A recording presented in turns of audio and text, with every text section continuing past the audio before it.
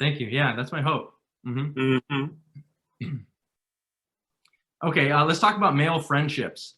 You've mentioned it a bit already. For most men, there's something special about time spent with just other men. Our Yep. relationships with our close male friends are critical to feeling accepted among the community of men and for avoiding isolation. Can you talk about some of the positive, uplifting experiences you had as an adult in your friendships with other men? Oh, of course, yeah. I've got a tremendous group of men friends around town, and one thing about us men, once we get past the surfacey talk of talking about girls or cars or money or a job, start talking about real things, get below the surface. Now we really start to get to know each other. And it's amazing how many people really don't know each other that well, other than those surfacey kind of conversations. I like to go deep in my conversations. I like to talk about your family and your upbringing and your dreams and all those kind of great things that really make a person whole. Uh, a couple of my greatest mentors and friends have been some of my old basketball coaches. These are guys now in their mid 80s, grandfatherly types, but I knew them 40 years ago when I was coming through university and just starting my professional basketball career. Guys like Lenny Wilkins, who used to coach the Seattle Supersonics. I have breakfast with Lenny every month, and we just talk and talk and talk. And, he takes me back to the 50s and the 60s when he was just coming up as a young man in the, segregated South. And when there really was institutional racism and systemic racism.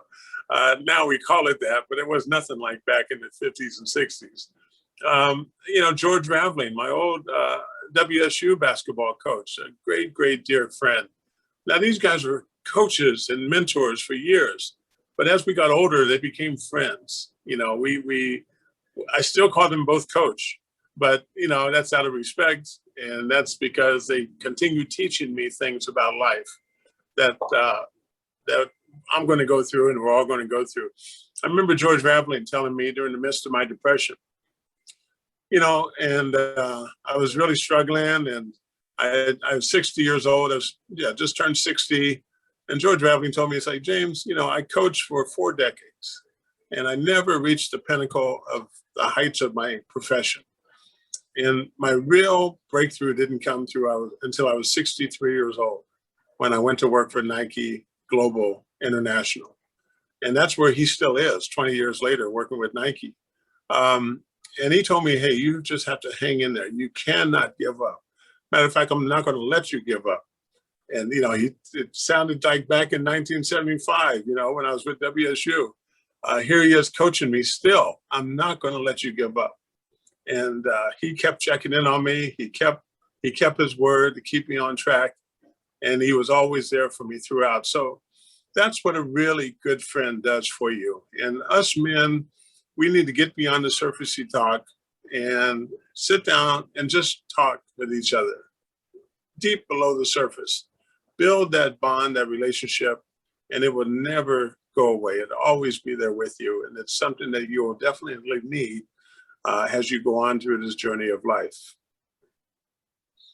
Thank you.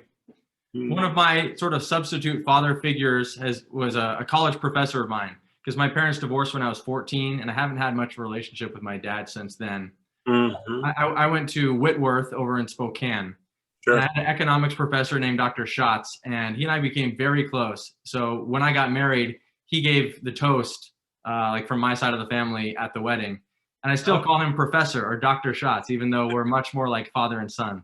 That's right. Yes, exactly. That's exactly the relationship I think all of us men need and we crave. If our fathers still aren't around, my dad's still around. He's 94 years old now, but he's getting a little mentally incapacitated a little bit, declining slightly. So he can't have the long conversations we used to have. But my dad was there with me throughout all my growing up years. I was raised in a two-parent household. My mother, my father, education was really stressed. So I had a good foundation to start my childhood and my young adulthood off with, which unfortunately so many young kids don't have. And that's really too bad, but it's not the end of the world. It's something that you can find substitute pieces to replace and to support all that, and you'll be just fine.